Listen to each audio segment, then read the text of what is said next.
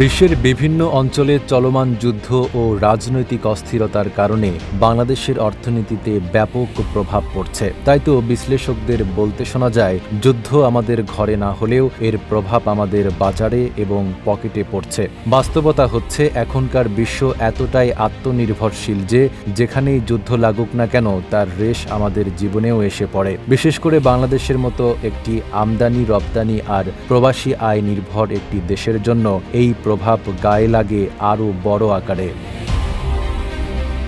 রাজায় রাজায় যুদ্ধ হয়, উলু খাগড়ায় প্রাণ যায় বলে বাংলায় একটা প্রবাদ আছে। বিশ্বজুড়ে ক্ষমতাধর বিভিন্ন রাষ্ট্রের যুদ্ধে লিপ্ত হওয়াতে, বিশেষ করে রাশিয়া ইউক্রেন যুদ্ধ, গাজায় ইসরায়েল হামাস সংঘর্ষ এবং দক্ষিণ চীন সাগরে উত্তেজনার ফলে আন্তর্জাতিক বাজারে পণ্যমূল্য অস্থির হয়ে উঠেছে। বিশেষজ্ঞরা বলছেন, এসব বৈশ্বিক সংঘাতের কারণে জ্বালানি, গম, ভোজ্য তেল সহ নিত্য প্রয়োজনীয় পণ্যের দাম বৃদ্ধি পেয়েছে। বাংলাদেশ ব্যাংকের সর্বশেষ প্রতিবেদনে দেখা যায়, গত এক বছরে আমদানির খরচ বেড়েছে 15%-এরও বেশি। একই সঙ্গে কমেছে বিদেশি বিনিয়োগও। মাঠের অলরাউন্ডার আমি, আর ঘরের অলরাউন্ডার টাইলক্স।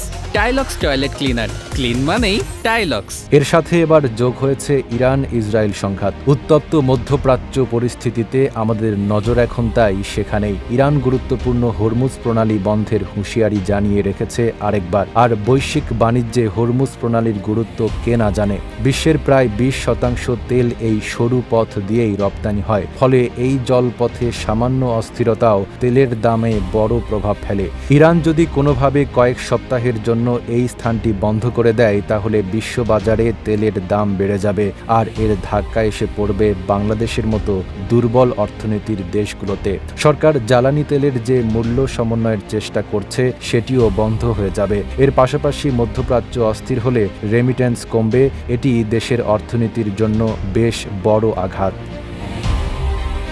তবে বাংলাদেশ যে কেবল আর্থিক গ্যাড়াকলেই পড়বে ব্যাপারটি তা নয়। এর পাশাপাশি কূটনৈতিক পর্যায়েও চাপে পড়তে হয় বাংলাদেশকে। বিশ্বে বড় শক্তিগুলোর মধ্যে যদি সংঘাত বা শিথিল যুদ্ধের আবহ তৈরি হয়, তাহলে ভারসাম্যপূর্ণ অবস্থান বজায় রাখা কঠিন হয়ে পড়বে। সব মিলিয়ে বলা যায়, যুদ্ধ আর কেবল দূরের কোনো সমস্যা নয়, এটি এখন প্রত্যক্ষ ও পরোক্ষভাবে আমাদের খাদ্য, পোশাক, আয়, নিরাপত্তা এবং ভবিষ্যতের উপর প্রভাব ফেলে।